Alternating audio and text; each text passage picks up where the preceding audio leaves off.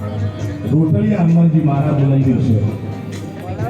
હજી ગઈકાલે મુંબઈમાં દિવાભાઈ આપણે વાત કરી અને ઘરેથી નીકળીને ઘરના પૂછે કરે ને કે ક્યાં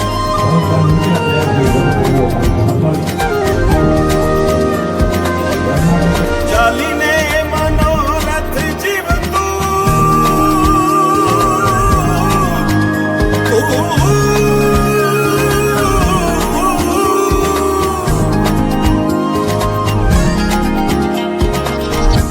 ચાલીને મનોરથ જીવતું માલી રે માયાને જીવતું અધીરો ને વ્યાકુળ થઈને પામે રે કશું નહીં જીવતું. અધીરો ને વ્યાકુળ થઈને